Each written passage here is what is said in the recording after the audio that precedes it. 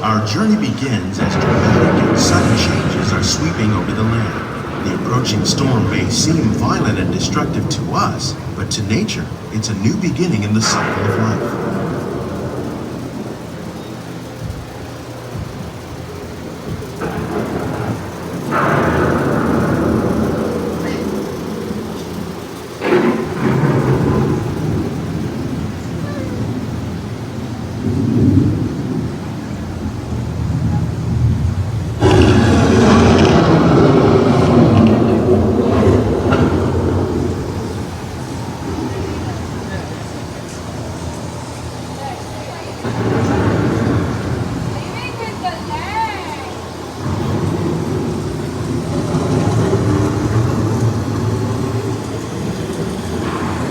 The surface of the land, roots trap water from the flowing mud, extracting precious nutrients and minerals. These elements, when combined with sunlight, create the diverse living systems of our planet.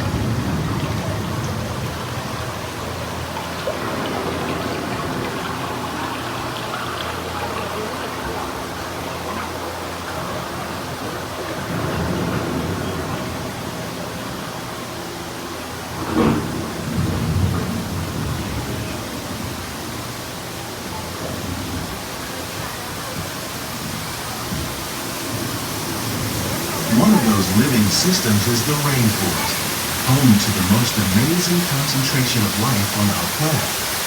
These dense and beautiful forests cover only a tiny portion of the Earth's surface, but they contain more than half of its plant and animal species. Rainforests are also extremely rich and productive living systems, providing us with oxygen, food, medicine, and other elements essential to our lives.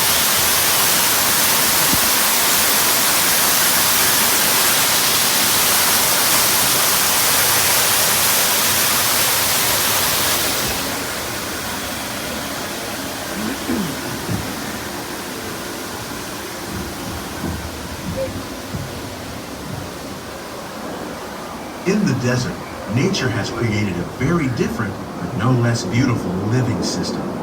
And while this arid landscape may seem lifeless, it is very much alive. The plants and animals that have learned to survive in these harsh conditions make use of what little water they can find and avoid the scorching rays of the relentless sun.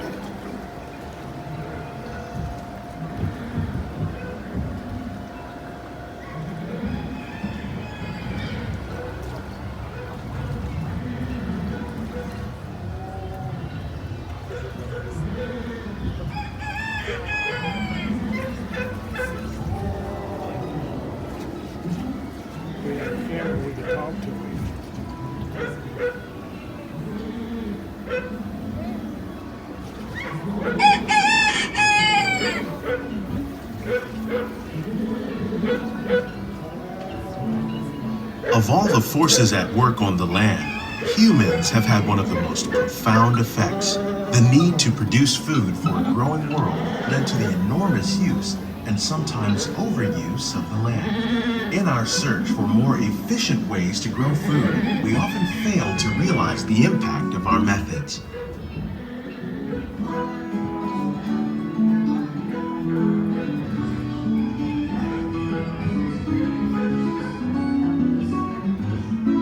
Today, we're learning to live with the land, discovering better ways to grow food that will assure both human and environmental well-being. Here at Epcot, we're learning to reduce the need for pesticides by using natural predators like ladybugs and wasps to control pests. In Japan, we're learning that by adding composted leaves and other plant material to our soil, we can reduce the need for fertilizers.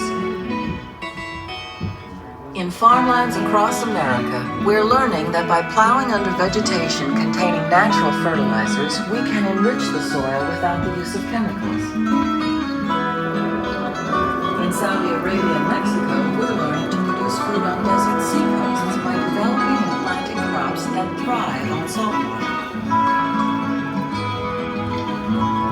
Epcot, we're learning to reduce the need for pesticides by using natural predators like ladybugs and wasps to control pests. How will we meet tomorrow's growing needs for food production, yet still respect the needs of the land? Some of the answers are being discovered just ahead.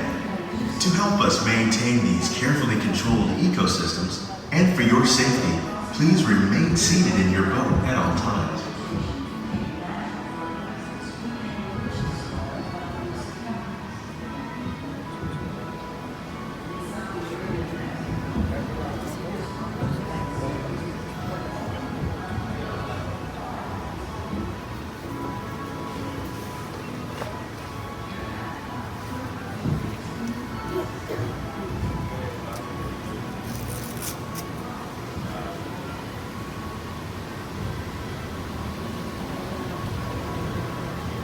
Welcome to our living laboratories, where scientists from Epcot and the U.S. Department of Agriculture are exploring innovative ways to produce bountiful harvests now and into the future.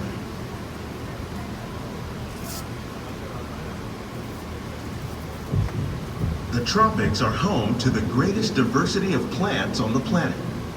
Many of these, like papaya, bananas, cacao, coffee, and rice, are well known around the world. These are just a few of the edible plants that have been an important source of nutrition for people living in the tropics. Many are rich in vitamins and minerals, while others are well adapted to growing in less than ideal conditions. Some, like the water lily, thrive in wet, swampy areas and waterways. All parts of this plant, even the flower petals, are edible. The starchy root of the plant has long been used to make flour for baking.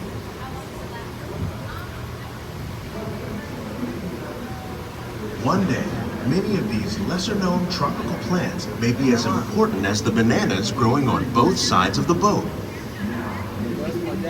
More than 28 million tons of bananas are eaten annually, making it the most popular fruit in the world.